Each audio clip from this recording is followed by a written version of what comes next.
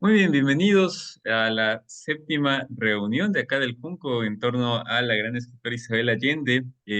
Comentarles un poquito qué estábamos escuchando ahora en la introducción hasta poder irnos ambientando a Marilena Walsh con su canto de La cigarra, como La cigarra, ¿no? Esta canción tan bonita que habla mucho de tiempos difíciles en las que uno puede quedar como enterrado bajo tierra, que puede tener como momentos de mucho dolor, de mucha dificultad, pero que siempre va a existir alguna manera de salir de estos lugares, ¿no? Que a veces nos degradan un poco o que nos mantienen en una situación de tristeza, dificultad, y poder resucitar a la vida, como un poco el canto de la cigarra indica en los momentos donde el sol sale, ¿no? Y aparece esta época muy bonita del verano. Así que una canción bien interesante, muy profunda en su letra, en su sentido, con un solo argumento quizá, pero que tiene una cantidad de matices bien bonitos, ¿no? María Elena Walsh era una gran poeta, escritora, cantante de acá de Argentina y creo que representa muy bien ese espíritu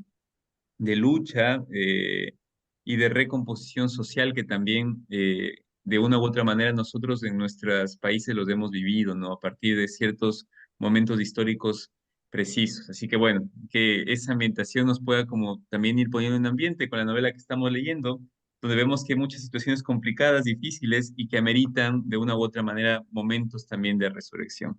Así que bueno, con ese preámbulo quisiera que podamos dar paso a la reunión de hoy día, que va a ser centrada básicamente en terminar nuestro capítulo 2, que ya nos queda unas 2 o 3 hojas nada más, tener el análisis del capítulo y finalmente poder conversar si es que ya nos llega el tiempo o si no avanzaría con el capítulo 3. Así que bueno, esa es un poco la idea.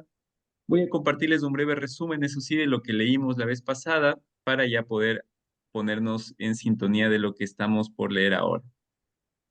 Nada más, quería compartirles, me estaba olvidando de esto, hablando de Marilena Walsh, no solamente fue una escritora, una cantante, una poeta que como vemos tiene letras muy profundas, sino también fue una gran luchadora por los derechos de la mujer, ¿no? Y yo creo que por el contexto en el que estamos con la lectura, sobre todo leyendo esto tan fuerte de Esteban Trueba como un personaje que comienza a parecerse en una especie de antagonista dentro de la novela, ¿no? Comparado con Rosa o comparado con Clara, Esteban asoma ahora como un personaje duro, difícil, fuerte, ¿no? Que está rozando, y lo dice en la misma narración, con la bestialidad eh, con todo un imaginario de fondo de lo que debe ser el patrón, el amo, ¿no? Creo que eso está marcado en este capítulo. Y traía a Marielena Walsh porque precisamente no solamente fue una cantante, escribió muchos cantos para niños también, sino que fue una gran luchadora por los derechos de la mujer, ¿no? Ahí le tenemos en la imagen, aquí está una foto de ella, aquí una con Mercedes Sosa, con la negra Sosa, y había encontrado hace algún tiempo en la revista Humor de 1980 este escrito de Marilena Walsh que es un poco haciendo humor a la vez que una especie de concientización, el humor también tiene esta dimensión, en un escrito que ella publicó en esta revista que dice, sepa por qué usted es machista. Entonces, es interesante, me llamó la atención, no sé si lo avancemos de leer todo, quizá leemos unos pocos puntos, les voy a leer.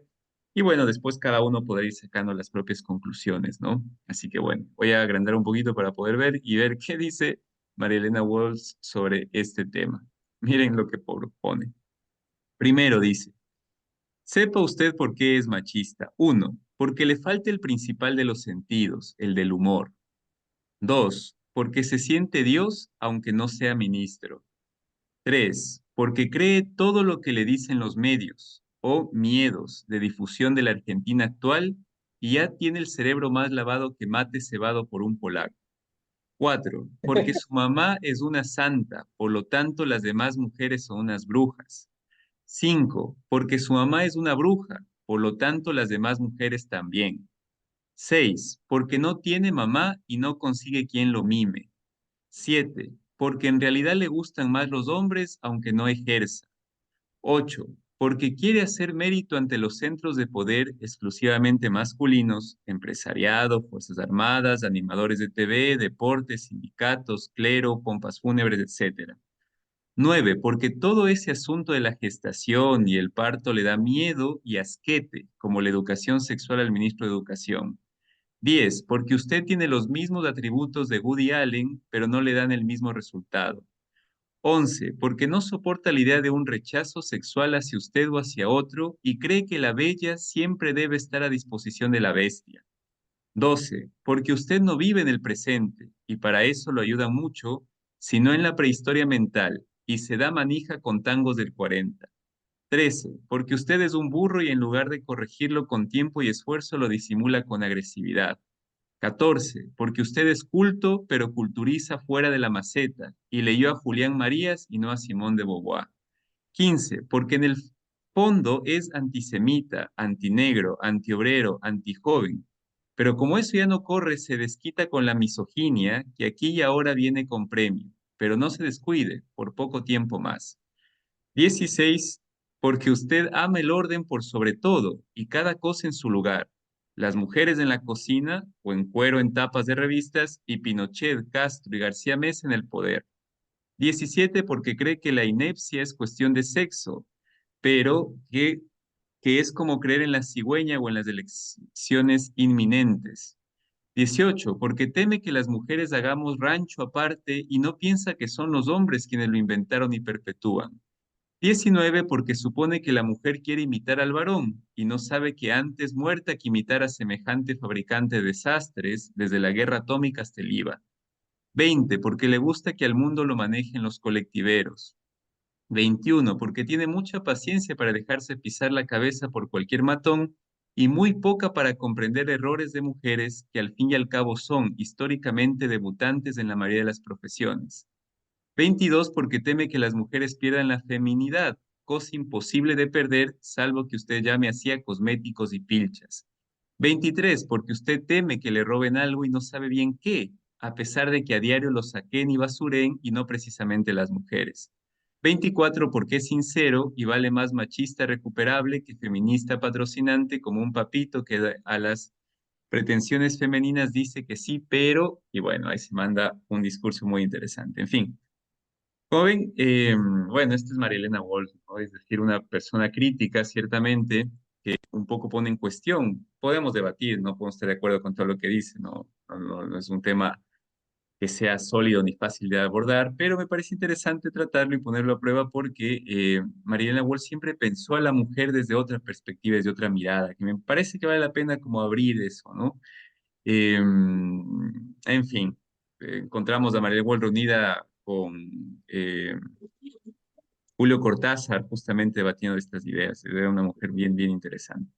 Bueno, pasando entonces de todos estos puntos que entre humor va poniendo Mariela Walsh, pasamos a nuestro resumen del último capítulo, un resumen corto que nos va a ayudar como a ir nuevamente reconectándonos con la lectura. Así que ahí vamos al resumen.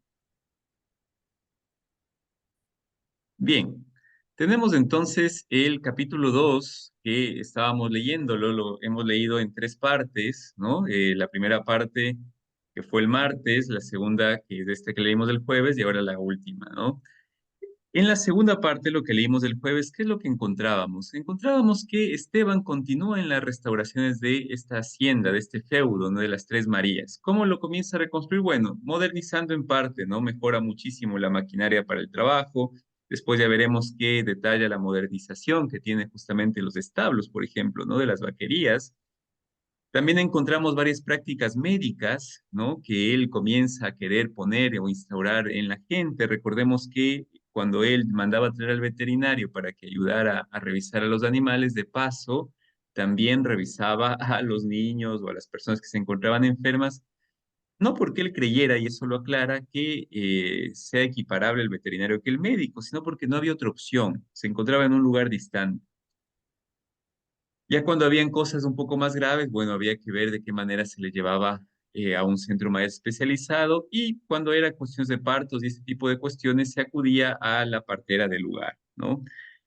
Junto con esta narrativa nos inaugura dos personajes que van a ser importantes, tanto Pedro García papá como Pedro II García hijo, de los cuales el varón joven y que en algún tiempo cuando no llegaba todavía Esteban a la propiedad, lideraba un poco y coordinaba las actividades, era Pedro II García, ¿no?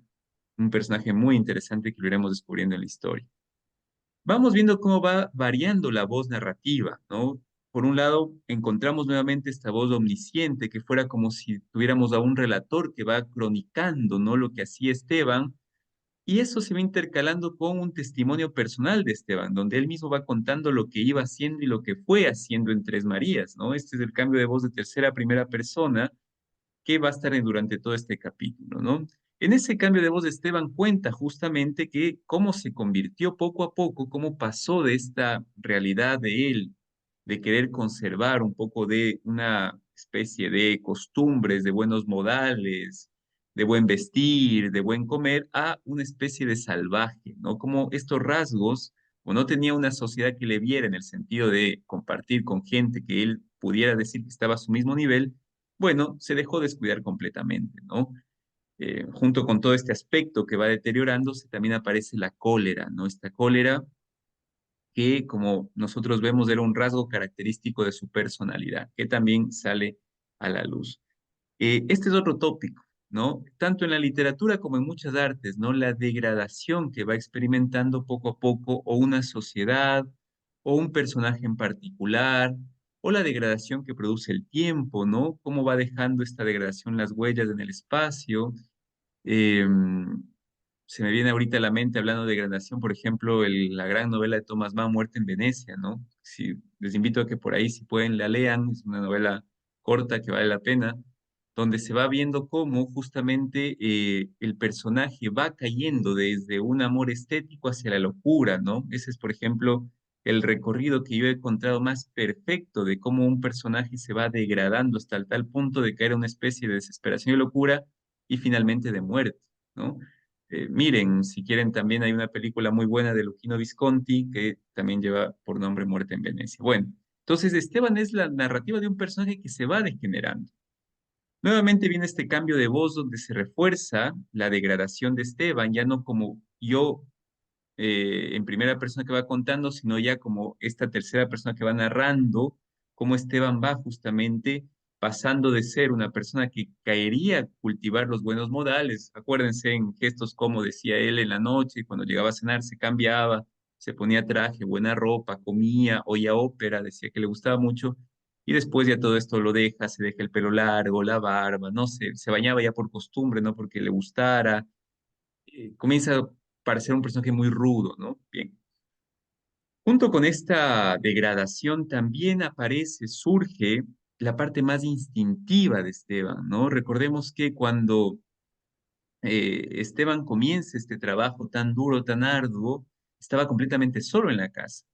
Y en esa soledad aparece el apetito sexual de manera muy fuerte en él, ¿no? Se acordaba de Rosa en las noches, las sábanas, hasta que llegó un punto donde hasta el caballo con el galopar, dice, nos cuenta Isabel Allende con unas imágenes tan vivas, ¿no? Le producían excitación, el olor del caballo sudado, ¿no?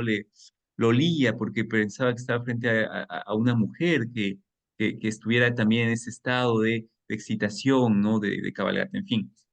Todo esto le llega a desbordar un poco y toma una decisión. Cuando toma la decisión se pone alegre. ¿Cuál es la decisión que había tomado? Bueno, acostarse con Pancha García, ¿no?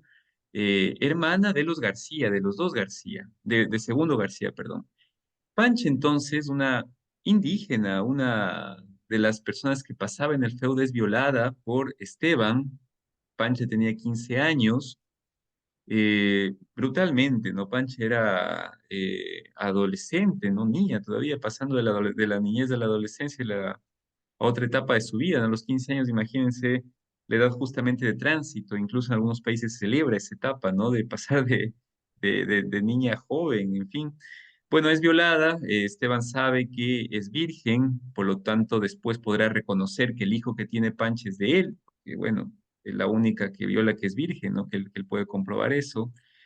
Y después de esta violación tan trágica, termina Pancha siendo trabajadora ahí en la casa de Esteban, ¿no? Es el mismo destino que había pasado su abuela y su madre. Es como una especie de cuestión generacional que se repite. Ahí hay algo muy interesante, hay un rasgo típico, ¿no? De cómo se heredan los traumas también, y bueno, en fin, podemos sacar algunas reflexiones de ahí. No voy a ahondar en eso. Mantiene después relaciones más continuadas con Pancha, ya más distendidas en la casa, ¿no? Donde hay una especie de goce y disfrute. Y junto con esta narrativa también se comienza a contar que Esteban tiene una feroz actividad productiva en cuanto a la construcción de las Tres Marías, ¿no? Acordémonos que hace un montón de cosas, construye un granero, como les decía yo antes, moderniza la vaquería, construye una escuela porque lo que quiere es adiestrar a esa gente tan ruda, tan salvaje, que no sabía ni aprender a leer ni escribir. Al principio no lo consigue, recordemos que no logra contar con un maestro. Aún así es interesante porque él quiere que aprenda a leer y escribir, pero los textos básicos, es decir, lo que enseña la escritura y la lectura, no ideas nuevas, no modos de pensar distintos, no, esas cosas no, porque puede comenzar la gente a metérsele pensamientos que podrían desestabilizar un poco el orden que está impuesto ahí en el feudo, ¿no? Es interesante esa cuestión. Crea un taller de costura después, como ve que fracasa lo de la escuela, termina creando este taller de costura, después la escuela le servirá, recordemos que hace toda una campaña alimenticia, ¿no? Después de leer en la enciclopedia británica que él consulta, que una buena alimentación crea personas más fuertes, más productivas, más dispuestas al trabajo, bueno, todo visto a partir de lo mercantil, ¿no? Construye también una pulpería que va a ser bien interesante porque es un primer sistema de intercambio que van a tener los trabajadores ahí. La pulpería es una tienda de abastos, ¿no? Que contiene varios productos. El nombre de pulpería no se sabe bien de dónde viene, tiene un origen un poco incierto. Eh, por ejemplo, un gran cronista de Perú, que seguramente Jorge lo debe conocer, el Inca Garcilaso de la Vega, describe en un momento el aparecimiento de estas pulperías a partir de pequeños comerciantes bastante rudos, de escasos recursos que vendían estos productos en esos lugares, el pulpo, por ejemplo, ¿no? Otros orígenes están remontados a que ahí se vendía el pulpo a la gallega, en fin, no se sabe muy bien, pero en Perú, en Argentina, en Chile, ciertamente se usaba el nombre de pulperías. No sé si en Ecuador, no tengo ese dato. Si alguien por ahí, yo que sepa, no, pero si por ahí en Ecuador alguien se acuerda que antes se decía en este sitio de abasto pulperías, yo la verdad que no recuerdo eso y no tengo un dato de algún cronista que hable sobre eso, en fin. Pero bueno, que sepamos que eran estos lugares de abastecimiento. Construye todo esto, pero lo de la pulpería es interesante y no quiero irme mucho por temas de tiempo, pero recordemos que ahí les comienza a dar una especie de vales, de papelitos, ¿no? Con los cuales ellos podían ir a comprar, les pagaba con esos papelitos y les pagaba solamente eh, para ese momento, porque en realidad los papelitos no servían para irse a la ciudad y comprar, ¿no? Eran para la pulpería nada más. Si bien no era un negocio que tenía Esteban como tal, porque no es que él ganaba algo, lo vendía al mismo precio que lo compraba. Uno podría pensar cómo era el sistema de intercambios que se iban dando ahí, no era justo o injusto que te paguen con sus papelitos que solo sirven para ese lado, en fin. Después recibían también una bonificación a fin de año que solo se les daba a los hombres y no a las mujeres, aunque trabajaran igual, ¿no? Bueno, en los siguientes 10 años de Esteban, perdón, ahí está una E minúscula, eso está, es un error ortográfico, Esteban Trueba es el más respetado, dice, de la región y el que más mujeres también llega a tener. Recordemos que ya Pancha, una vez que queda embarazada, Esteban le da como una especie de repulsión de esta mujer que contiene una cuestión adentro que él no quiere reconocer que es suya, después tiene que reconocerla, no había de otra. Y comienza a acostarse con todas las mujeres de la región, ¿no? Todas las mujeres jóvenes sobre todo, y deja ya a ninguna mujer sin que pase por Esteban. Y cuando le venían a reclamar, la cólera de Esteban, la rudeza de él, hizo que incluso terminaran algunos muertos, ¿no? Entonces era como una persona que representaba no solamente la autoridad, sino la ley. ¿Por qué? Porque los gendarmes que controlaban un poco la zona no sabían tampoco leer y escribir, eran apenas cultivados, ¿no? Entonces todo el sistema judicial estaba alrededor del feudo, ¿no? No podía ser acusado. ¿Por quién? ¿Quién le iba a decir algo a Esteban, ¿no? Por ahí no nos olvidemos que hubo un reclamo alguna vez de la parte de la iglesia, sobre todo de las monjitas de donde él iba, que le dijeron que no bastaba solamente con construir casitas, ladrillo, dar de comer, sino que la dignidad también era importante en las personas. Y Esteban tiene una diatriba completamente fuerte donde dice que esas personas son seres inferiores que no piensan y que si es que él no les hubiera rescatado de ese estado de miseria, nunca hubieran dejado de ser más que animales, ¿no? Una especie salvaje. Entonces, que más bien deberían agradecerle a él todo el trabajo que ha hecho para sacarlos adelante. Hay una realidad interesante ahí, porque si bien es verdad, o sea, recordemos el principio cuando nos va contando cómo él encuentra el feudo, ¿no? Esta imagen que a mí siempre me queda grabada y que yo creo que es muy descriptiva en Isabel Allende, cuando va a visitar a las personas de las familias, una vez que termina de estar con Pancha, se encuentra con una realidad donde estaban los niños durmiendo al lado de los cachorros de los perros, ¿no? Que recién parían en el mismo lugar. Se encuentra este chico encadenado, desnudo, con el miembro al aire, arrastrando por el suelo. Vivía en un estado de miseria realmente, ¿no? O sea, antes de Esteban. Ahora, Esteban se toma como una especie salvadora ahí, pero no termina de cerrar un ciclo de justicia, ¿no? Es muy interesante. Yo creo que ameritaría conversarlo un poco más. Bien. Entonces, se opone justamente a partir de este reclamo que le hacen en la iglesia de la distribución de la tierra y del reparto de riqueza, ¿no? Estas ideas comunistas no eran bien vistas por él. Él era un conservador que más bien creía en un gobierno único, duro, estricto, que pusiera las cosas en su lugar, en su orden natural, y con lo cual él no compartía. A su madre y su hermana enviaba muchas ayudas, también nos cuenta la parte de lo que leímos, ¿no? Les enviaba todo lo necesario. Sin embargo, él nunca iba, no tiene necesidad de verlas, ¿no? Con mantenerlas vivas, con darles el sustento material, era para él más que suficiente. Comienza a parecer que hay muchos hijos que él deja regado por no solamente en su feudo, sino muchos feudos más, que termina siendo un momento de reclamo, se acercaban algunos propietarios de otros feudos, inclusive dice que llegaban a la casa algunas mujeres, ¿no? Con niños de embarazo a reclamar el apellido o alguna ayuda y él las desechaba completamente diciendo que no era su hijo. Y ahí recordaba, y con esto ya pasamos a la lectura, dice que no le fueran con la monstruosidad de que todos nacen con los mismos derechos y heredan igual, porque en ese caso se iba todo al carajo y la civilización regresaba a la edad de piedra, cuando le decían que dejaba tantos hijos que la herencia. Se acordaba, dice, de Nibia, la madre de Rosa, quien después de su marido renunció a la política, aterrado por el aguardiente envenenado, inició su propia campaña política, se encadenó con otras damas en las rejas del Congreso y la Corte Suprema, provocando un bochornoso espectáculo que ponía en ridículo a sus maridos. Sabía que Nibia salía en la noche a pegar pancartas sufragistas en los muros de la ciudad y era capaz de pasear por el centro a plena luz del mediodía de un domingo, con una escoba en la mano y una birreta en la cabeza, pidiendo que las mujeres tuvieran los derechos de los hombres, que pudieran votar y entrar a la universidad, pidiendo también que todos los niños gozaran de la protección de la ley, aunque fueran bastardos, ¿no? Un poco también esto nos recuerda que la niñez, ahora nosotros reconocemos también los derechos de los niños, antes los derechos de los niños no existían, ¿no? Es decir, esto es una cuestión meramente contemporánea, los niños no tenían ningunos derechos, ¿no? Eh, a veces uno pensaría que todo está ya dado, pero han sido construcciones, han sido, en fin, distintos procesos sociales que se han ido gestando. Bueno, con este preámbulo entonces podemos continuar con la lectura. No sé quién quisiera ayudarnos para el día de hoy con la lectura de estos últimos capítulos, este último capítulo, del final del capítulo 2 que nos quedan. No sé quién se quisiera apuntar.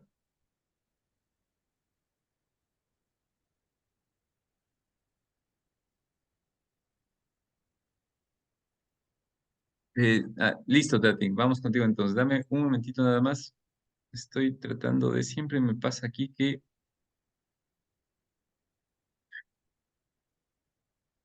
no sé por qué esto se corre. Dame un segundito nomás. Ya, ahí estoy. A ver. No, esto está corrido. Dame un segundito. Ya.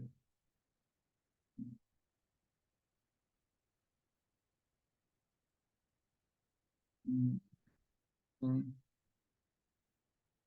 Ahí está. A ver, ojalá ahora no se corra. Ya. Pues que pongo en pantalla completa para poder ver todos y se corre. Así que bueno, en fin, ya iré viendo qué pasa. Se va a otro lado. No sé si pueden ver donde el señalado. Creo que sí, ¿no? Sí, sí, sí se ve. Ya, ahí, Sí, ya. Perfecto. Sí. Listo, entonces ahí sí estamos. Adelante, Daddy. Entonces, después de lo que les leí, seguimos con la narración, ¿no? Hasta terminar el capítulo 2. Adelante. Esa señora está mal de la cabeza, decía Trueba. Eso sería ir contra la naturaleza. Si las mujeres no saben sumar 2 más 2, menos podrán tomar un bisturí. Su función es la maternidad, el hogar. Al paso que van, cualquier día van a querer ser diputados, jueces, hasta presidente de la República. Y mientras tanto, están produciendo una confusión y un desorden que puede terminar en un desastre. Andan publicando panfletos indecentes, hablan por la radio, se encadenan en lugares públicos y tienen que ir a la policía con un herrero para que les corte los candados y puedan llevarse las presas. ¿Qué es como deben estar? Lástima que siempre hay un marido influyente, un juez de pocos bríos o un parlamentario con ideas revoltosas que las pone en libertad. Mano dura es lo que hace falta también en este caso. La guerra en Europa había terminado y los vagones llenos de muertos eran un clamor lejano, pero aún no se apagaba. De allí estaban llegando las ideas subversivas traídas por los vientos incontrolables de la radio, el telégrafo y los buques cargados de emigrantes que llegaban como un tropel atónito, escapando al hambre de su tierra, asolados por el refugio de las bombas y los muertos pudriéndose en los surcos del arado. Era año de elecciones presidenciales y de preocuparse por el vuelco que estaban tomando los acontecimientos. El país despertaba. La oleada de descontento que agitaba al pueblo estaba golpeando la sólida estructura de aquella sociedad oligárquica. En los campos hubo de todo: sequía, caracol, fiebre aftosa. En el norte había cesantía y en la capital se sentía el efecto de la guerra lejana. Fue un año de miseria en el que lo único que faltó para rematar el desastre fue un terremoto. La clase alta, sin embargo, dueña del poder y de la riqueza, no se dio cuenta del peligro que amenazaba el frágil equilibrio de su posición. Los ricos se divertían bailando el charleston y los nuevos ritmos de jazz, el foxtrot y unas cumbias de negros que eran una maravillosa indecencia. Se renovaron los viajes en barco a Europa, que se habían suspendido durante los 4 años de guerra, y se pusieron de moda otros a Norteamérica. Llegó la novedad del golf, que reunía a la mejor sociedad para golpear una pelotita con un palo, tal como 200 años antes hacían los indios en esos mismos lugares. Las damas se ponían collares de perlas falsas hasta las rodillas y sombreros de vacinilla hundidos hasta las cejas. Se habían cortado el pelo como hombres y se pintaban como meretrices. Habían suprimido el corsé y se fumaban pierna arriba. Los caballeros andaban deslumbrados por el invento de los coches norteamericanos, que llegaba al país por la mañana y se vendía el mismo día por la tarde, a pesar de que costaban una pequeña fortuna y no eran más que un estrépito de humo y tuercas sueltas corriendo a velocidad suicida por unos caminos que fueron hechos para los caballos y otras bestias naturales, pero en ningún caso para máquinas de fantasía. En las mesas de juego se jugaban las herencias y las riquezas fáciles de la posguerra. Destapaban el champán y llegó la novedad de la cocaína para los más refinados y viciosos. La locura colectiva parecía no tener fin, pero en el campo los nuevos automóviles eran una realidad tan lejana como los vestidos cortos y los que se libraron del caracol y la fiebre aftosa. Lo anotaron como un buen año. Esteban Trueba y otros terratenientes de la región se juntaban en el Club del Pueblo para planear la acción política antes de las elecciones. Los campesinos todavía vivían igual que en tiempos de la colonia, y no habían oído hablar de sindicatos, ni de domingos festivos, ni de un salario mínimo, pero ya comenzaban a infiltrarse en los fondos de los delegados de los nuevos partidos de izquierda, que entraban disfrazados de evangélicos, con una Biblia en un sobaco y sus panfletos marxistas en el otro, predicando simultáneamente la vida abstemia y la muerte por la revolución. Estos almuerzos de confabulación de los patrones terminaban en borracheras romanas y en peleas de gallos, y al anochecer tomaban por asalto al Farolito Rojo, donde las prostitutas de 12 años y Carmelo, el único marica del burdel del pueblo, bailaban al son de una vitrola antediluviana bajo la mirada alerta de la Sofía, que ya no estaba para esos trotes, pero que todavía tenía energía para regentarlo con mano de hierro y para impedir que se metieran los gendarmes a frenar la paciencia y los patrones a proparazarse con las muchachas, jodiendo sin pagar. Entre todas, Tránsito Soto era la que mejor bailaba y la que más resistía a los embistes de los borrachos. Era incansable y nunca se quedaba de nada, y jamás se quejaba de nada, como si tuviera la virtud tibetana de dejar su mísero esqueleto de adolescente en manos del cliente y trasladar su alma a una región lejana. A Esteban Trueba le gustaba, porque no tenía remilgos para las innovaciones y las brutalidades del amor. Sabía cantar con voz de pájaro ronco y porque una vez le dijo que ella iba a llegar muy lejos y eso le hizo gracia. No me voy a quedar en el Farolito Rojo toda la vida, patrón. Me voy a ir a la capital porque quiero ser rica y famosa, dijo. Esteban iba al lupanar porque era el único lugar de diversión del pueblo, pero no era hombre de prostitutas. No le gustaba pagar por lo que podía obtener por otros medios. A Tránsito Soto, sin embargo, la apreciaba. La joven lo hacía reír. Un día, después de hacer el amor, se sintió generoso, lo que no le ocurría casi nunca, y preguntó a Tránsito Soto si le gustaría que le hiciera un regalo. Préstame 50 pesos, patrón, pidió ella al punto. Es mucha plata. ¿Para qué la quieres? Para un pasaje en tren, un vestido rojo, unos zapatos con tacón, un frasco de perfume y para hacerme la permanente. Es todo lo que necesito para empezar. Te los voy a devolver algún día, patrón, con intereses. Esteban le dio los 50 pesos porque ese día había vendido 5 novillos y andaba con los bolsillos repletos de billetes. Y también porque la fatiga del placer satisfecho lo ponía algo sentimental. Lo único que siento es que no voy a volver a ver. Tránsito, me había acostumbrado a ti. Sí, nos vamos a ver, patrón. La vida es larga y tiene muchas vueltas. Esas comilonas en el club, las riñas de gallos y las tardes en el burdel culminaron en un plan inteligente, aunque no del todo original, para hacer votar a los campesinos. Les dieron una fiesta con empanadas y mucho vino. Se sacrificaron algunas reses para asarlas. Les tocaron canciones en la guitarra. Les indilgaron algunas arengas patrióticas y les prometieron que si salía el candidato conservador, tendrían una bonificación, pero si salía cualquier otro, se quedaban sin trabajo. Además, controlaron las urnas y sobornaron a la policía. Los campesinos, después de la fiesta, les echaron dentro de unas carretas y los llevaron a votar, bien vigilados, entre bromas y risas, la única oportunidad en que tenían familiaridades con ellos. Compadre para acá, compadre para allá. Cuente conmigo, que yo no le fallo. Patroncito, así me gusta. Hombre, que tengas conciencia patriótica.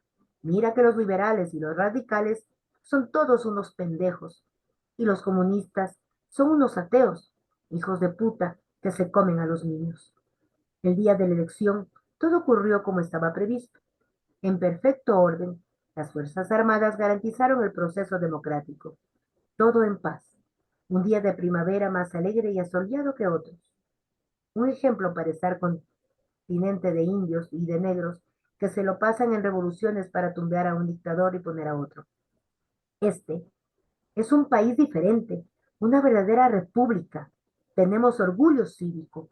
Aquí el Partido Conservador gana limpiamente y no se necesita un general para que haya orden y tranquilidad. No es como esas dictaduras regionales donde se matan unos a otros, mientras los gringos se llevan todas las materias primas, expresó Trueba en el comedor del club, brindando con una copa en la mano, en el momento que se enteró de los resultados de la votación. 3 días después, cuando se había vuelto a la rutina, llegó la carta de férula a las 3 Marías. Esteban Trueba había soñado esa noche con Rosa. Hacía mucho tiempo que eso no le ocurría. En el sueño lo vio con su pelo de sauce suelto en la espalda, como un manto vegetal que le cubría hasta la cintura. Tenía la piel dura y helada, del color y textura del alabastro. Iba desnuda y llevaba un bulto en sus brazos. Caminaba como se camina en los sueños, aureolada por el verde resplandor que flotaba alrededor de su cuerpo. La vio acercarse lentamente y cuando quiso tocarla, ella lanzó el bulto al suelo, estrellándolo a sus pies. Él se agachó, lo recogió y vio una niña sin ojos que lo llamaba papá. Se despertó angustiado y anduvo de mal humor toda la mañana, a causa del sueño. Se sintió inquieto mucho antes de recibir la carta de Férula. Entró a tomar su desayuno en la cocina, como todos los días, y vio una gallina que andaba picoteando las migas en el suelo. Le mandó un puntapié que le abrió la barriga, dejando la agónica en un charco de tripas y plumas, aleteando en medio de la cocina. Eso no lo calmó, por el contrario, aumentó su rabia y sintió que comenzaba a ahogarse. Se montó en el caballo y se fue al galope a vigilar el ganado que estaba marcando. En eso llegó a la casa Pedro II García, que había ido a la estación San Lucas a dejar una encomienda y había pasado por el pueblo a recoger el correo. Traía la carta de Perú. El sobre aguardó toda la mañana sobre la mesa de la entrada. Cuando Esteban Trueba llegó, pasó directamente a bañarse, porque iba cubierto de sudor y de polvo, impregnado del olor inconfundible de las bestias aterrorizadas. Después, se sentó en su escritorio a sacar cuentas y ordenó que le sirvieran la comida en una bandeja. No vio la carta de su hermana hasta la noche, cuando recorrió la casa como hacía siempre antes de acostarse, para ver que los faroles estuvieran apagados y las puertas cerradas. La carta de Férula era igual a todas las que había recibido de ella, pero al tenerla en la mano, supo, aún antes de abrirla, que su contenido le cambiaría la vida. Tuvo la misma sensación que cuando sostenía el telegrama de su hermana que le anunció la muerte de Rosa años atrás. La abrió, sintiendo que le latían las sienes a causa del presentimiento. La carta decía brevemente que doña Esther Trueba se estaba muriendo y que después de tantos años de cuidarla y servirla como una esclava, Férula tenía que aguantar que su madre ni siquiera la reconociera, sino que clamaba día y noche por su hijo Esteban, porque no quería morirse sin verlo. Esteban nunca había querido realmente a su madre, ni se sentía cómodo en su presencia, pero la noticia lo dejó tembloroso. Comprendió que ya no le servirían los pretextos siempre novedosos que inventaba para no visitarla, y que había llegado el momento de hacer el camino de vuelta a la capital y enfrentar por última vez a esa mujer que estaba presente en sus pesadillas, con su rancio olor a medicamentos, sus quejidos tenues, sus interminables oraciones, esa mujer sufriente que había poblado de prohibiciones y temores su infancia y cargado de responsabilidades y culpas su vida de hombre. Llamó a Pedro II García y le explicó la situación. Lo llevó al escritorio y le mostró el libro de contabilidad y las cuentas de la pulpería. Le entregó un manojo con todas las llaves, menos las de la bodega de los vinos, y le anunció que a partir de ese momento y hasta su regreso, él era responsable de todo lo que había en las Tres Marías, y que cualquier estupidez que cometiera la pagaría muy cara. Pedro II García recibió las llaves, se metió el libro de cuentas debajo del brazo y sonrió sin alegría. Uno hace lo que puede, no más, patrón, dijo encogiéndose de hombros. Al día siguiente, Esteban Trueba rehizo por primera vez en años el camino que lo había llevado de la casa de su madre al campo. Se fue en una carreta con sus dos maletas de cuero hasta la estación San Lucas. Tomó el coche de primera clase de los tiempos de la Compañía Inglesa de Ferrocarriles y volvió a recorrer los vastos campos tendidos al pie de la cordillera. Cerró los ojos, intentó dormir, pero la imagen de su madre le espantó el sueño. Gracias, Tati. Bien, terminamos el capítulo 2. Interesante la circularidad, ¿no?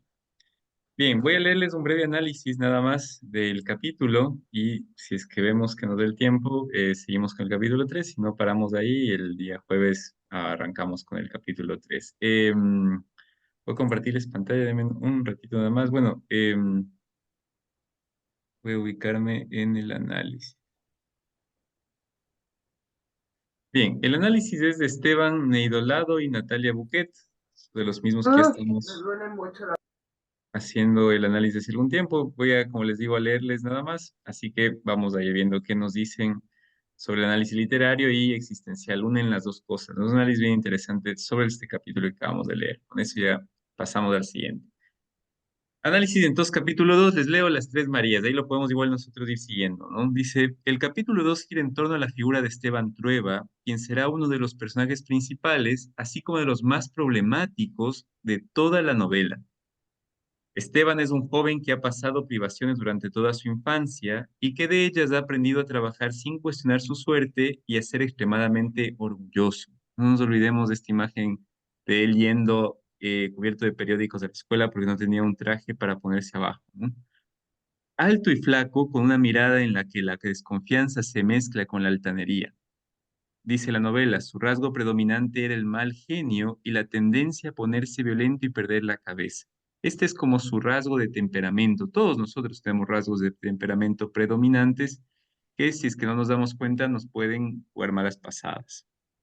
Junto a él, su hermana es otro personaje cuya profundidad psicológica utiliza Allende para explorar las contradicciones y las tensiones que pueden albergarse en un ser humano.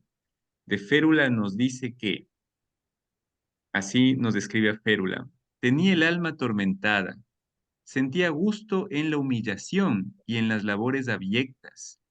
Creía que iba a obtener el cielo por el medio terrible de sufrir iniquidades. Por eso se complacía limpiando las pústulas de las piernas enfermas de su madre, lavándola, hundiéndose en sus dolores y en sus miserias, escrutando su orinal. Era de gestos bruscos y torpes, con el mismo mal carácter que su hermano, pero obligada por la vida y por su condición de mujer a dominarlo y a morder el freno. Miren este personaje de Férula, un personaje bastante contradictorio. ¿Por qué contradictorio? Miren esto, sentía gusto en la humillación, ¿no? En las labores abyectas, dominar, morder el freno, los gestos bruscos y torpes, unidos al mal carácter del hermano. Es una descripción bastante interesante. Continúa, dice, en la pareja de hermanos se encarna una serie de valores negativos, se refiere a Férula y a Esteban, que funcionan a modo de contrapunto con la representación de las hermanas Clara y Rosa en el capítulo 1. Mientras que las hijas de la familia del Valle representan la belleza y la clarividencia, los hermanos Trueba son una combinación de prepotencia, ira y resentimientos que los transforman prácticamente en los antagonistas de la novela. Es interesante entonces esta imagen de contrapunto que se gesta entre, por un lado, decíamos, Esteban y Férula y Clara y Rosa, ¿no? Este contrapunto, no nos olvidemos que tiene una característica, no solamente el contrapunto indica la diferencia que hay entre un relato y otro, o entre un personaje y otro, sino que esa diferencia justamente al estar contrapuesta, crea una armonía en la obra. Es como con la música, por eso les ponía esta partitura, ¿no? Nosotros en la música encontramos mucho los usos de los contrapuntos, que son distintas melodías que aparentemente si las tocamos solitas se oyen como un todo separado, pero que cuando se tocan en conjunto crean justamente esta armonía total, ¿no? Ese es el contrapunto que nosotros lo podemos encontrar mucho, por ejemplo, en las obras de Bach, ¿no? Uno oye todas las obras de Bach, hay un uso excesivo, sorprendente y lindísimo del contrapunto, ¿no? Estas distintas melodías que crean una sola armonía. Bueno, en la obra pasa lo mismo, ¿no? No es que son cosas que se contrastan y distorsionan, sino que ese contraste crea una armonía en la obra, le da un peso distinto. Y ese peso es el que nosotros tenemos que comenzar a prestar atención mientras vayamos leyendo. El contrapunto entre los hermanos se desarrolla en gran medida a nivel estilístico. Miren, una de las formas del contrapunto no solamente es el ethos, podríamos decir, el carácter del personaje, sino también cómo está contado ese personaje. Y ahí va a hacer hincapié el análisis. Repito entonces, el contrapunto entre los hermanos se desarrolla en gran medida a nivel estilístico, mediante una profusa adjetivación y la enumeración de rasgos. Estas enumeraciones, a su vez, se enlazan en cadenas de repetición que crean el ritmo de la novela y contraponen a la narración de acciones del peso de las descripciones. Ya Jorge nos había compartido en el grupo un poco sobre el ritmo, ¿no? más lento, más suave. ¿Esto a qué corresponde? A la atmósfera, a lo que quiere transmitir también. Bueno, este ritmo se va creando por las adjetivaciones que nosotros vamos viendo. Por ejemplo, el carácter de férula se perfila con claridad por medio de estas estructuras. Miren la estructura del carácter. Le molestaba tener que quedarse encerrada entre esas paredes hediondas de vejez y a remedios, desvelada con los gemidos de la enferma, atenta al reloj para administrarle sus medicinas, aburrida, cansada, triste, mientras que su hermano ignoraba esas obligaciones. Él podría tener un destino luminoso, libre, lleno de éxitos. ¿Sí se ven cómo contraponen las narrativas, las descripciones adjetivadas? Hay en este pasaje una triada de adjetivos que se enlazan para describir a Férula, aburrida, cansada, triste. Mire esa triada, ¿no? En la oración siguiente, esos tres adjetivos negativos se le contraponen otros positivos para representar a Esteban, luminoso, libre, lleno de éxitos. En este vaivén se contraponen las figuras de los hermanos y se resalta desde el proceso estilístico su rivalidad. Estos son los contrapuntos. Entonces vayamos viendo cómo se va dando esto en las novelas, no solamente en esta, muchas novelas que quizá hemos leído, que seguiremos leyendo, se da esto, ¿no? Si bien hay un contrapunto entre dos modos distintos de ser, Pérula es muy distinta, adjetivada de esta tres manera con la de Esteban, cuando uno lee, como les acabé de leer, no siente que haya una especie de desarmonía, ¿no? Más bien siente que esa descripción es un todo armónico, ¿no? Eso es lo bonito de esta descripción, cómo a partir de estos contrastes se crea una cuestión mucho más rica, ¿no? Bien, estos son pequeños, ya son detalles muy minuciosos que podemos nosotros ir analizando ya con más detalle como lo estamos haciendo ahora.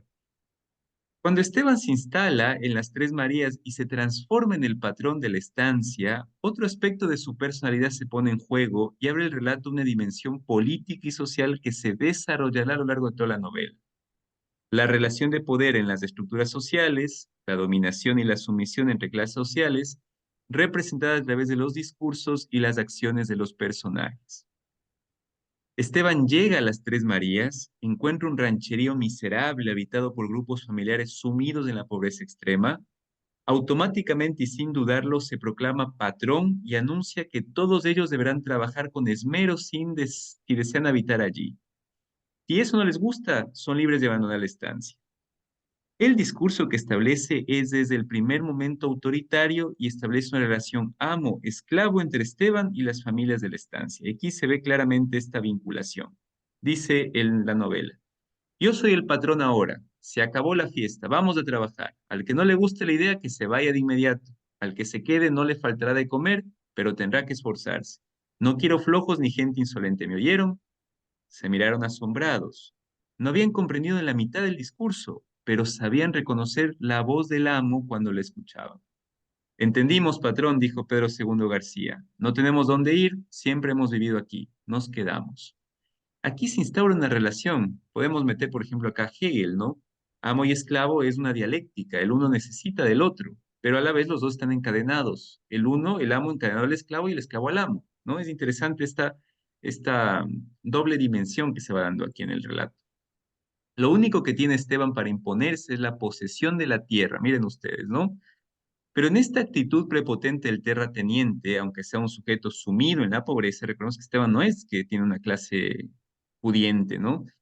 Y en la sumisión de los peones se cristaliza y perpetúa una estructura social de dominación y avasallamiento. La ignorancia de aquellas familias empobrecidas y la validación que Esteban recibe de las instituciones sociales y del Estado promueven la reproducción de estructuras sociales y establecidas con rigidez. Y aquí entramos a la parte un poquito más existencial. Como indicará el sociólogo francés Pierre Bourdieu, existen estrategias de reproducción social que apuntan al sostenimiento de esas condiciones sociales a lo largo del tiempo y que evitan entonces la movilidad de clases. Pierre Bourdieu es un sociólogo, filósofo, que habló mucho sobre este tema. Esta cita es de un librito que se llama La reproducción, que les invito por ahí si les interesa el tema social, leerlo, y narra justamente esto, las estructuras de dominación y poder, no seamos ingenuos, no se sostienen mediante discursos políticos, sino que hay un sistema institucional que permite que se ejerza un cierto tipo de poder en una sociedad determinada bajo un contexto determinado. Continúo, dice, una de las primeras es la estrategia sucesoria que apunta a garantizar la transmisión del patrimonio material entre las generaciones. En su universo de representaciones, Esteban sostiene un derecho legítimo de mandar sobre esas personas y someterlas a los trabajos más agotadores por el simple hecho de ser el dueño de la tierra. Dentro del mismo esquema, los peones agachan la cabeza, puesto que también reconocen esta regla de juego y se consideran, por herencia, por aprendizaje, inferiores al dueño de la estancia, ¿no? Es una situación que se reproduce, ¿no? Es una serie de sucesos concatenados que se ve claramente aquí en la novela. A esta se le suma la estrategia educativa. Eso es interesante, ¿no? Que consiste en generar instituciones y prácticas educativas que sostengan la rigidez social.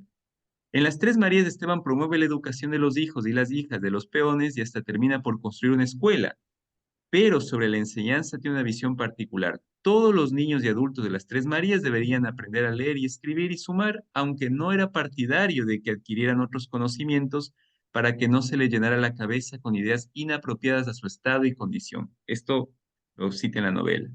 Está claro que Esteban quiere mantener a una población ignorante para dominarla sin problemas y que esa estructura que le permite la explotación desmedida de los peones se cristalice y le siga generando ganancias. Ahora, es interesante ver de manera objetiva el rato cómo estas estructuras se van gestando. No es la única lectura, es una de las muchas lecturas que se le puede dar. No estamos ahí entrando en el análisis de nada moral, simplemente se visualiza un modo de dominación también a través de lo educativo, ¿no? Que no está mal porque me parece que la novela tiene mucho énfasis en estos tipos de cuestiones. Ya lo vamos a seguir viendo, esto se va a ir reforzando más adelante con mayor claridad todavía. En este sentido, Esteban sostiene un doble discurso que va creciendo en violencia y brutalidad a lo largo del capítulo. Isabel Allende intercala en el relato en tercera persona algunos pasajes en primera, donde Esteban nos da su propia visión del mundo y de su obra en las Tres Marías, y es a través de sus propios ojos que podemos observar el grado de violencia simbólica que ejerce sobre sus empleados. Siempre sosteniendo la excusa del progreso, cuando nos habla en primera persona, Esteban se perfila como el salvador de aquellos pobres desdichados. Él ha venido a mejorar su calidad de vida, a sacarlos de sus ranchos de barro y paja y construirles casas de ladrillos, a darles una dignidad que no tenían, alimentarlos con una comida sólida al día y educarlos. Pero ese discurso progresista en realidad esconde en su doblez el sistema de explotación que genera sobre sus empleados y que queda ilustrado en su máxima expresión con el método de pago que establece por el trabajo en la estancia. Y dice el texto, el patrón compraba las cosas al por mayor y lo revendía al mismo precio a sus trabajadores. Impuso un sistema de vales que primero funcionó como una forma de crédito y con el tiempo llegó a reemplazar al dinero legal. Con sus papeles rosados se compraba todo en la pulpería y se pagaban los sueldos. Esteban encuentra siempre una forma de justificar su accionar al decir simplemente que aquellos peones antes vivían peor, que gracias a él sus vidas son más confortables. Es un progresismo interesante, ¿no? Que nos deja siempre como un rezago, como si fuera un progresismo de doble faz, como nos dice muy bien el análisis. La virulencia de las conductas de Esteban estalla con la violación de Pancha García, una joven de 15 años que no tiene voz ni poder de decisión sobre su persona y que se transforma en su concubina. A ese acto le sigue la violación sistemática durante los 9 años de trabajo que realiza Esteban en las Tres Marías de cuanta niña y joven cayera en sus garras. Otro aspecto de su psicología es el machismo y la misoginia. Misoginia, misos, odio, ¿no? En griego, mujer, a la mujer, ginia, ¿no? Odio a la mujer.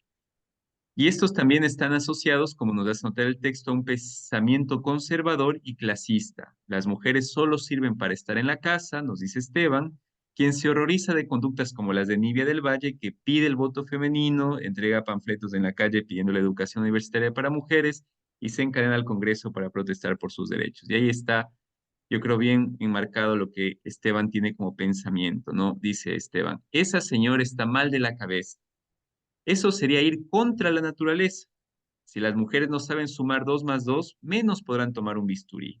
Su función es la maternidad, el hogar.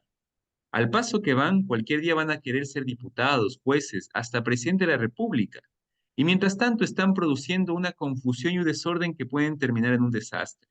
Andan publicando panfletos indecentes, hablan por la radio, se encadenan en lugares públicos y tienen que ir la policía con un herrero para que corten los candados y puedan llevarse las presas, que es como deben estar. Miren las palabras contra la naturaleza, función, producen confusión y desorden, y esa confusión y desorden crea que haya un desastre en la sociedad, palabras sumamente actuales de hoy en día.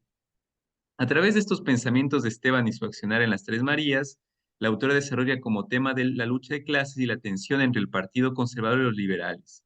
Esteban es un claro ejemplo de una clase social conservadora que utiliza el progreso de la técnica solo con fines de enriquecer su patrimonio, pero que no está interesado en un progreso social generalizado. En las estructuras de poder de la estancia se pueden contemplar a nivel micro las luchas de poder que se están jugando en todo el país. Y es por esta razón que no puede dejar de pensarse cada paso que da Esteban como una acción política, es decir, una acción que pone de manifiesto cómo se estructuran y hasta dónde llegan las relaciones de poder, de sometimiento y de sumisión.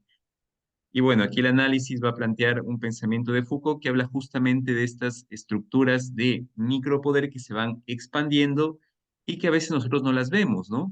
Pero que están presentes. Dice Foucault, el poder político es mucho más profundo de lo que se sospecha. Hay centros y puntos de apoyo invisibles, poco conocidos. Puede ser que no sea suficiente con sostener que detrás del gobierno, detrás del aparato del Estado hay una clase dominante. Es necesario situar el punto de actividad, los lugares y las formas en que se ejerce esa determinación. Si no se logra reconocer esos puntos de apoyo del poder de clase, se corre el riesgo de permitirles continuar existiendo y ver cómo se reconstruye este poder de clase después de un proceso revolucionario aparente. Esto lo hace, es un extracto de un libro que se llama Microfísica del Poder. En el fondo, lo que quiere decir es que hay justamente ejercicios del poder que se dan no solamente a través del gobierno, de las instituciones formales, sino que son formas también culturales que nosotros las vamos heredando, ¿no? Y reproduciendo. Vale aclarar, quizá no interese mucho, yo no estoy muy de acuerdo con algunos postulados de Foucault, sin embargo, su postura un poco del poder me parece interesante. Sin embargo, el junco siempre se expande, no nos olvidemos que no se puede entender la vida actual solamente a través del poder, ¿no? Y lamentablemente creo yo que una de las falencias de Foucault es pensar que toda la vida del ser humano gira a través de las relaciones de poder, cosa que yo no creo que sea así. En ese sentido creo que es un poco reduccionista. Bueno, en fin, no lo agreguemos. Y termino simplemente con esto ya para pasar a conversar. En este sentido, todo el capítulo 2 de la Casa de los Espíritus realiza, si se quiere, un proceso inverso. Construye las relaciones del poder desde el individuo hasta llegar al Estado. Esto queda patente cuando Esteban complementa sus conductas de dominación territorial en la estancia con el clientelismo en las elecciones presidenciales. Ante la llegada de la votación, primero amenaza a sus peones para que voten al Partido Conservador y luego hace una fiesta y les da carne y alcohol en abundancia, lo último que acabamos de leer. Cuando los peones están ya ablandados por la fiesta, los sube a las carretas y los lleva a votar. En este contexto, el triunfo del Partido Conservador es el triunfo de Esteban, de la fuerza y la prepotencia en el uso de los medios de producción sobre el proletariado representado en esos peones de estancia. En el fondo, lo que quiere decir es que esta muestra del poder se va viendo desde lo individual, que es Esteban, y se va como ensanchando, o Isabel Allende nos lleva como poco a poco, progresivamente ya al poder mucho más amplio, al poder de la polis, el poder político, ¿no? Parte de Esteban y la narrativa nos lleva a algo grande. Estilísticamente es hermoso, ¿no? Me parece muy bonito. Aunque el tema es duro, creo que partir de la mirada del microscopio, ir al macroscopio o ir al telescopio ayuda muchísimo. Bueno, espero que les haya servido estos análisis. Avísenme si es que no están sirviendo los análisis de estos autores al final o si quisieran ver otro tipo de análisis al final de los capítulos. Si les parece útil y si no, los cortamos y más bien seguimos con las lecturas. Bueno, quedo siempre a su criterio, ¿no? Esto lo construimos juntos. Si les sirve y ven que está siendo útil, pues me dicen, si no, lo cortamos. Así que bueno. Bien, creo que pasamos a compartir un poco en salas todo lo que hemos visto el capítulo 2 más si hay algo del análisis que nos llamaba la atención, y lo último también que leímos, con eso cerramos hoy día ya este capítulo y pasamos el día jueves del capítulo 3. Así que bueno, nos vamos un ratito a salas, hacemos dos salas, no estamos tantos, estamos 10, así que vamos a hacer dos salas de 5. En una va a estar el Alexao de moderador, yo voy a ir a la otra sala. Así que bien. No sé si hay alguna duda antes de pasar a salas, creo que estamos bien, ¿no? Voy a ahorita mandar a salas.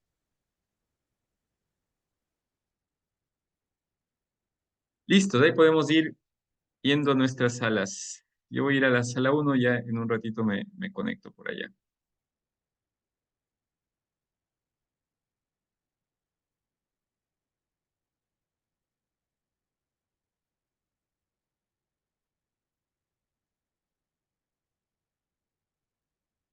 Listos.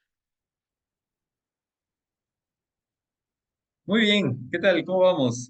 Bienvenidos a este momento de reflexión grupal.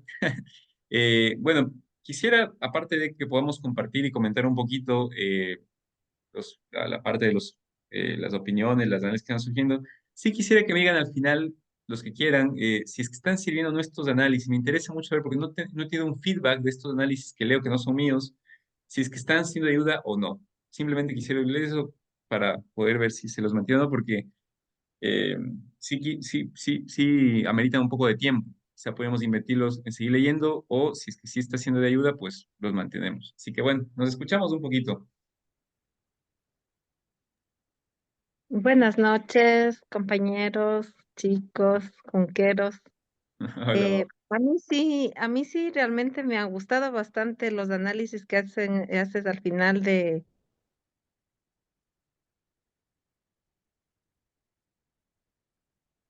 Y se cortó, ¿no? Sí, se quedó un, dos, tres estatuas. Sí, Pues yo a creo que veces en la lectura es como que a veces sí necesitamos de esta retroalimentación, se puede decir. Nos da una visión más general, es como un resumen realmente y un análisis de por qué a veces pasan las cosas, del contexto, de la situación, tal vez del momento del que se quiere narrar, ¿no? Entonces sí, a mí me parece interesante. Ujú. Y con respecto al capítulo, bueno, llegué un poquito tarde, mil disculpas, pero justamente he tomado algunos puntos del análisis justo, em, y me ha impactado, ¿no? Esta parte de también que Esteban Rueva como que recibe la carta de la hermana, ¿no? Que ya la mamá está agonizante, cabe decir, ¿no? Entonces es como que a él le cuesta mucho el retorno. El viaje que hizo hace unos 10 años, volverlo a hacer. em, y recuerdo, o sea, es como que él no le tiene mucho cariño a su madre, ¿no? O sea, más bien es esa mujer que le causa un peso y que es como una obligación ahora regresar y como ya para darle la última despedida. Entonces, sí, esto a mí me asombra, ¿no? Porque digo, ¿cómo una madre puede ocasionar estos sentimientos, ¿no? En un hijo. O sea, es una madre que en vez de ser un aliciente, un apoyo, es alguien que le ha causado mucho, sin ella querer, ¿no? Yo me imagino que no era el propósito de ella, un tanto de daño al hijo, ¿no?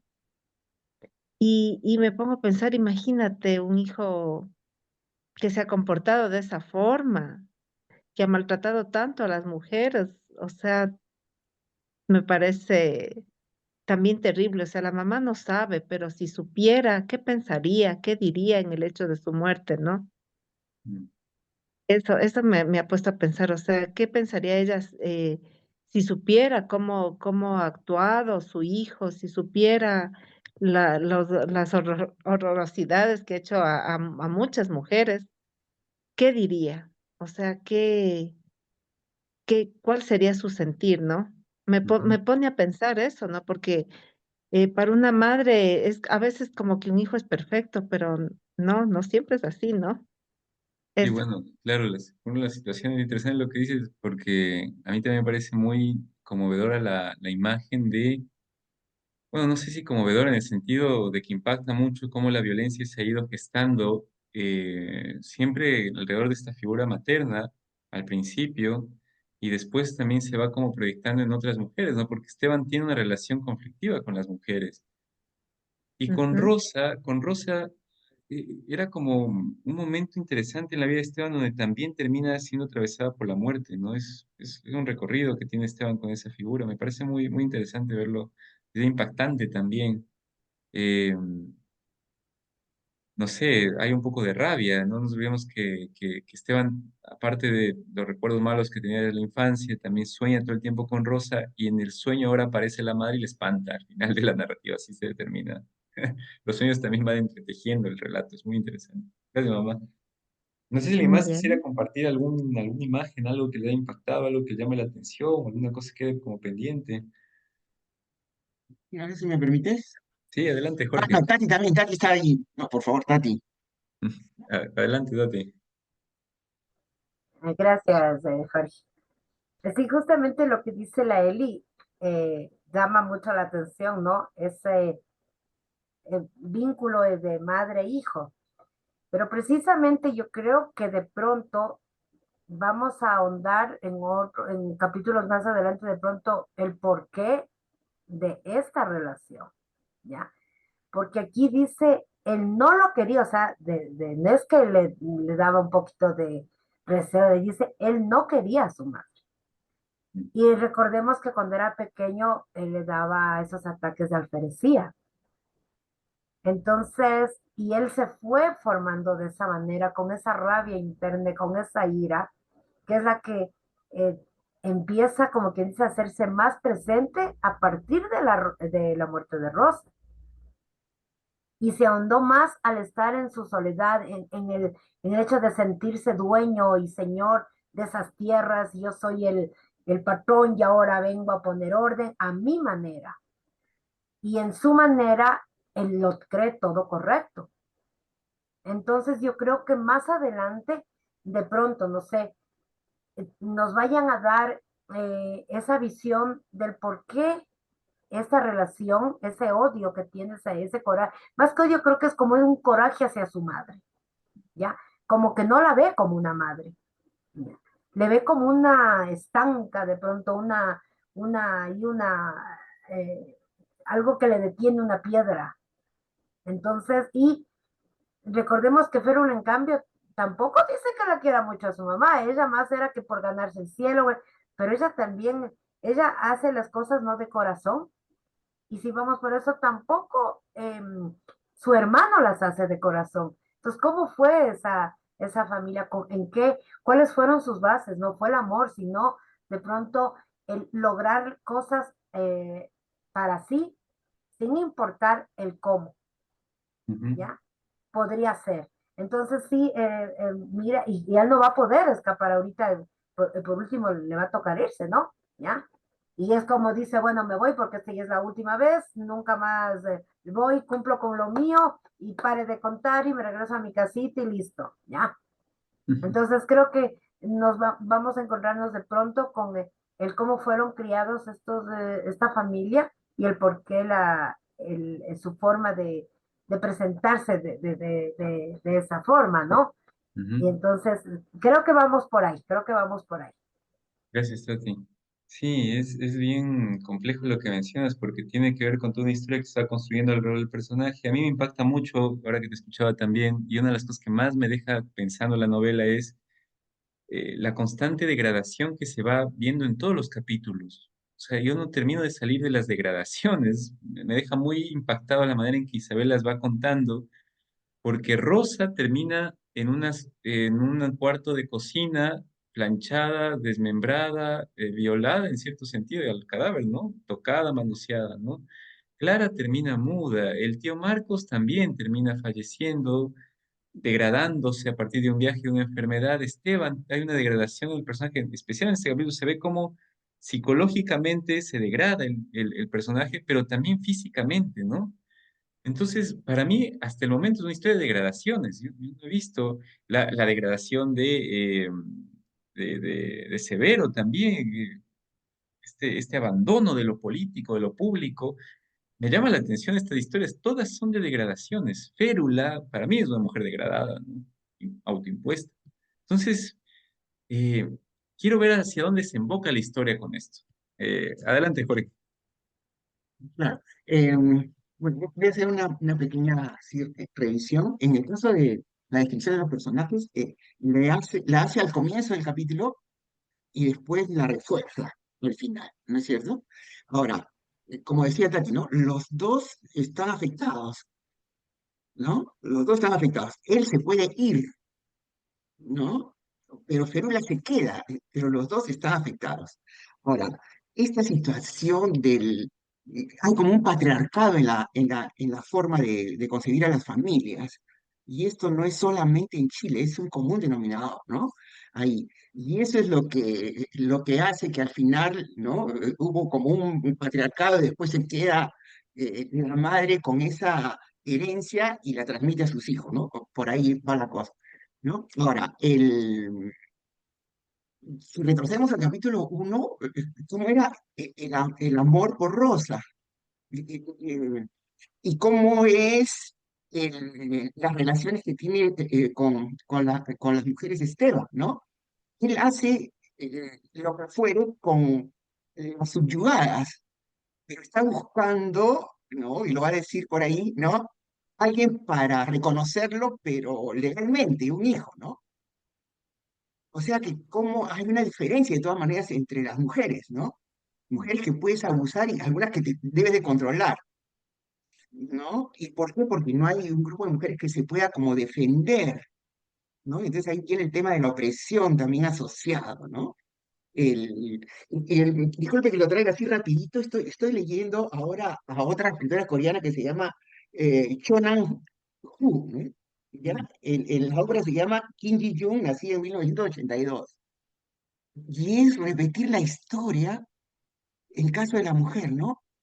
Cómo es el maltrato, el patriarcado es increíble, ¿no? Y en la Corea, pues, de los años 82, porque en 1982 que nace el personaje, o sea, es algo que se repite, ¿no? Y se repite ahí frente a eso, que se da preferencia a unir al hijo hombre en algunas cosas, y la mujer tiene que esperar, ¿no? Las oportunidades para las mujeres y no para los hombres, y adicionalmente, en este caso, y con esto termino ya, es el hecho que hay mujeres que sí puedes y otras que te tienes que contener. ¿No? Eso es una situación interesante también, ¿no? Y gracias, Jorge, por todas tus reflexiones muy, muy valiosas. También esto que has traído, analizar y ponerse en el papel de la relación entre Rosa que él mantenía con ella y con estas otras mujeres es un contraste, ¿no? Efectivamente. En el uno él era el subyugado, ¿no? Parece, me da la impresión. En el otro no. Aún así a mí me confronta este personaje porque no sé de qué depende, ya como dice Tati, yo creo que ese es un punto, y lo que tú también decías, mamá, ¿dónde está el origen, primero, de estos odios internos que el personaje va guardando y que todavía no se terminan de entender, y qué producen esas degradaciones psicológicas en el personaje? A mí me pareció interesantísimo, y lo voy a hacer, ciertamente me voy a poner como propósito, una vez terminado todo el relato, ver la historia de esa degradación, por ejemplo, en Esteban, ¿no? ¿Desde dónde parte? Sin salirnos a especulaciones, pero sí en la narrativa, porque me interesa, porque sí creo que en el día a día uno vive frente a personas que se han degradado en el sentido de una condición de la dignidad vulnerada o que hacen, y cómo se ha ido construyendo eso. Y en el relato me parece que cómo lo muestra Isabel Allende es bien interesante, porque hay relaciones que se van construyendo. Así que gracias, Jorge, por traer ese tema, me parece bien importante. Y lo de la mujer es todo un tema social también ahí de fondo, ¿no? Y que gracias. Bueno, no sé si Juan quisieras comentarnos algo de cómo te va pareciendo el relato, cómo lo vas sintiendo, si quieres, ¿no? Estaba Tampoco es escuchando, sí, obligatorio. sí, escuchando bastante interesante todo lo que estaba planteando, porque a mí me surgió esta idea bueno, Isabel Allende, claro, nos hace sentir esta idea de compasión también en cierto momento, porque bueno, Esteban perdió a la mujer que ama cuando estaba lejos, ¿no? Ahora está próximo a perder a la madre estando lejos. Entonces me da esta idea de que después de mostrar este lado malvado y maquiavelo que tiene Esteban, ahora puede que le dé nuevamente un giro y le vuelva a volver a poner como una persona sensible a todo esto, a pesar de que, claro, no es alguien que no, como bien dice el rato, no quiere a su mamá, ¿no?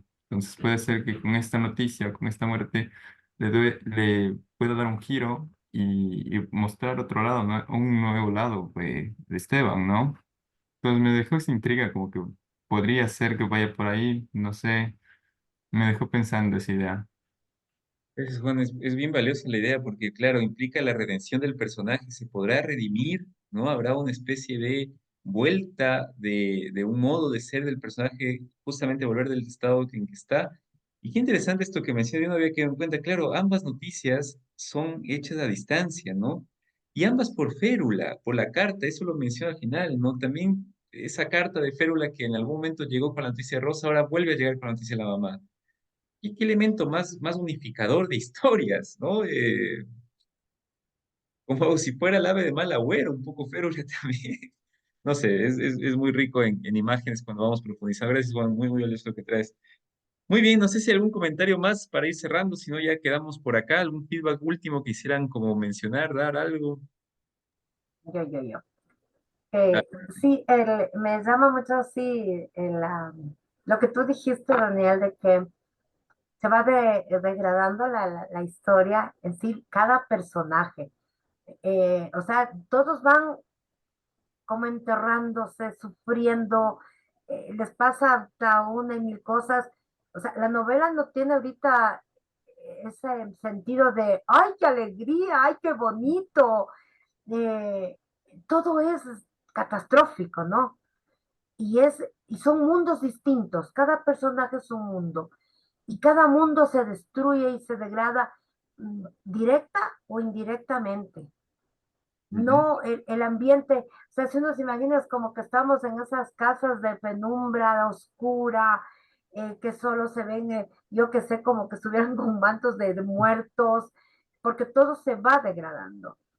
Y si recorremos un poco a lo que el, se está ahorita, prácticamente este capítulo es como que lo contó en primera persona Esteban, como que él cuenta y ahí decía que llegó como a los 90 que lo hubiera querido llegar, porque yo creo que de pronto, como yo dije la vez anterior, va sufriendo poco a poco, como pagando, digamos, todo lo que hizo, y como que de pronto cada personaje va a pasar eso. Y si le uno con el título de la obra, que es La Casa de los Espíritus, de pronto no sé si en algún personaje se va a ver eso de que todo sea como tormentos psicológicos de cada ser Ujú. y que los tormentos psicológicos pasen por tal o cual razón, ¿no? Y, por ejemplo, no lo noto todavía yo como una novela feminista en sí. Para mí es una novela que cuenta historias de cada personaje, que sí, como que el centro es la mujer, o sea, la historia, Rosa es mujer, Clara es mujer, muere la madre ahorita que es mujer, quien da las malas noticias es mujer. Prácticamente ahorita el único hombre que está como un personaje principal, por el momento es Esteban. Eh, Entonces creo que vamos por ahí, creo que vamos a seguir teniendo imágenes fuertes en relación a la lectura por cómo se sigue contando, ¿no? Nos llega un rato alegre aquí. Sí, es verdad, buena aclaración también y eso se va uniendo con la narrativa, ahí nos va a servir mucho estos elementos que Jorge iba mencionando del grupo, del tono, ¿no? El ritmo con el que se cuentan las cosas, porque van generando un ambiente todo eso narrativo que se va dando y no nos olvidemos que con el caso de Allende hay mucho uso de adjetivos, todo el tiempo está calificando cosas, ¿no? Hay una adjetivación de Allende muy rica, muy rica. Y eso, como bien nos dice el análisis que leímos también, nos va dando el tono del relato, porque también así se construyen los tonos, ¿no? No solamente va siendo como una especie de enumeración fría, sino que va haciendo contrapuntos en los relatos, ¿no? Nos va como dando los contrastes. Es bien interesante eso. Nos ayuda a nosotros también como eh, para ir imaginando la historia. Así que bueno, por temas de tiempo quedamos desde ahí, gente. Volvemos de la sala principal para despedirnos. Así que voy a ir cerrando los grupos. Deben un ratito y volvemos de la principal. Ahí regresamos.